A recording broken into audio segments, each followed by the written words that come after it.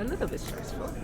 It wasn't completely just relaxing and everything like that because there's so many lines. Just to try to kind of do the rundown, I kind of got in trouble for having the camera out. It wasn't on. So if anybody's watching from the Korean authorities, the camera was not on when I was at immigration. I was only recording the lines and the signs so I could keep in my mind what was organized as checkpoint paperwork. Anyway, I'm not going to justify it. It wasn't on. So in any case, there was a lot of like people that were looking at me sideways. I don't know. I tried to let them know, like they were asking me if I had family here, and I said yes, technically I do, I just don't know where they're at. So they're looking at me crazy, like, what do you mean? Then they were saying, like, well, you have a certain amount of time to give the address of your family members. I don't know the address. I'm looking for them, searching for them. So finally, I think I got through. So anyway, that was checkpoint number 2. And then the third checkpoint was kind of, I think, where they really started to section me off, because as I've said along the way to our prayer watchers, you know, I am not jabbed. And so I was like one of one in a back office with an immigration officer, and she was like, you know you have to quarantine? I said, yes, I do. And then she said, you know you have to pay for it. I said, Agasoyo, I understand. And she said, okay. And then she said it again, and then I had to sign on like 2 different pieces of paper to say that I could pay for the quarantine out of my own pocket, and that I would stay in quarantine for 7 days. So, and even after that, because I had a QR code that said I was not jabbed, then they asked me again what the QR code, an immigration officer that got mad at me for having the camera hanging from my wrist. And then in the back office with the lady by myself, she asked me again. And then even after that, I got asked again. And then this is the thing I wanted to show you all. I feel like it's a scarlet letter for anybody that's read that back in the day. I might be dating myself. But then they gave me this, which is like a tag, a necklace that I had to wear after I left the back office lady. And then I had to go get my baggage. And then when I got my bag from the carousel, then you go to customs. And then in customs, I feel like I was set up. I had a banana that I didn't have a chance to eat on the plane, and they were like, banana she. And then I had to sign that they found a banana on me. So I'm like, oh no, I'm in the system. They have my passport number and everything for a banana.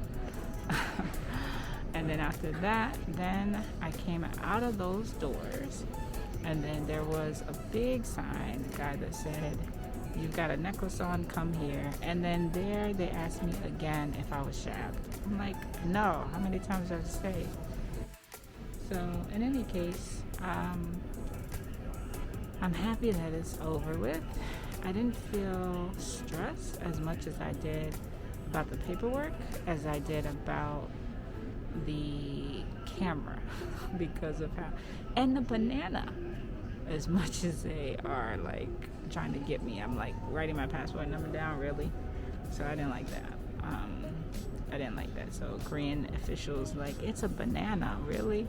I could have ate it right when I was standing in line if it was that deep. I didn't think it was that deep. It said seeds on the paperwork, like fruits with seeds in it, not a banana. So that's not really clear. So banana. And so at this point, this is kind of where I'm at. So from this point forward, I've seen what I've heard is all military staff. And now I've got to be escorted everywhere. So I told the guy who spoke really good English, I said, oh, you speak really good English. And then I said, I need to get a SIM card for my phone. He walked me over to where I'm at now, which is like a quarantine holding cell. And then, well, he had to walk me back to where I saw it was like this, I don't know, like kiosk area where there's like KT, Telcom, SK, all these SIM card, Wi-Fi router rental places. And so I walked over there, I got a SIM card for 30 days. And it was so much more expensive. And I was like, this is exactly the place I researched. Exactly the place I researched, where I could have rented it online and picked it up there. But I was thinking that I was going to not get it here at the airport. So, either way, it worked out. But it was a lot cheaper online, like at least 20,000 won cheaper online. But whatever. I've got a cell phone that works in Korea. I've got a Korean number, a working Korean number, and I can extend the SIM card for another 30 days for half the price they said. So that worked out pretty well. So now I'm in this quarantine holding section, and it is just me and maybe 4 other people. Nobody my color. And yeah, it's just an expectation that you're vaccinated out here is what I've seen. Gotta be jabbed up. I'm so grateful that Abba's brought me here. I'm just thinking about it like I have to just take some time right now and just sit in the fact that I am in Korea. I'm in Korea, y'all. And it's a little surreal right now. All right, y'all, stay tuned. Midnight Prayer Watchers. We will be praying over the quarantine hotel. I might be anointing some walls in there. We'll see. We'll see how it feels. Please keep me in your prayers. Pray that I get placed exactly where Abba wants me to be placed. And that there is no issues from here, leaving here to get into quarantine. All right, y'all. Stay up. Stay alert. Stay washed in the word, everyone.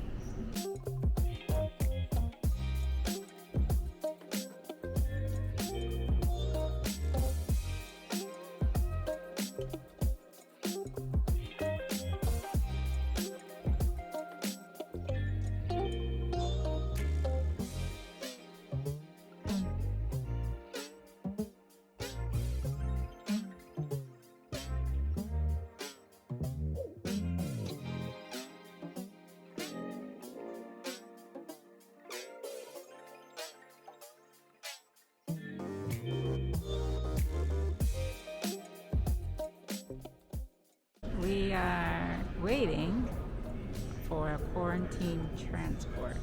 So I'm officially entered into the country. Yay! We Outchea. I'm officially out of the airport. Hello, Seoul. Stay tuned, everyone.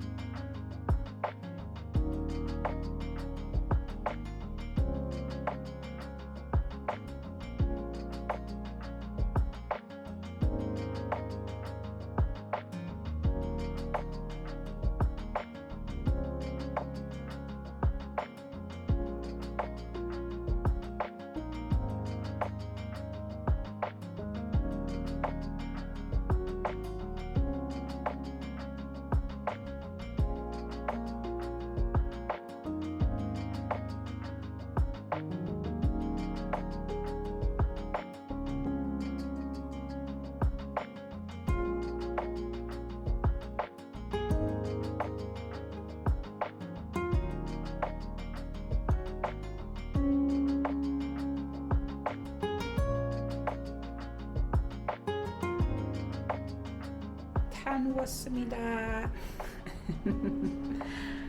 I am officially in quarantine. I don't know how to feel about that because I'm locked up. They won't let me out for 7 days, y'all. 7 days, but I'm giving y'all a tour because I would say for 7 days quarantine, I'm not really unhappy. I'm actually very impressed by. I'll show you because the bathroom is what's up. So I had to make sure I did the Korean thing. Take off the shoes, you already know. And they had the slippers there for me. So just a quick tour of what I got going on. Here's my Frigidaire. And then coming into the space, very Korean. There was this little slot right here where your key goes, and then the lights came on, so that was dope. I really like that. Here's my thermostat. And then walking in, here's a little sliding door. I love sliding doors in Korean customs. So I have a little privacy coming in here, or somebody walking in on this side anyway. And then it's a little heavy, y'all. Oh, it's a little heavy, y'all. Okay. And then, ta-da! Here we are. Welcome to the Splazier in Seoul. I'm in Seoul, y'all. Myeongdong.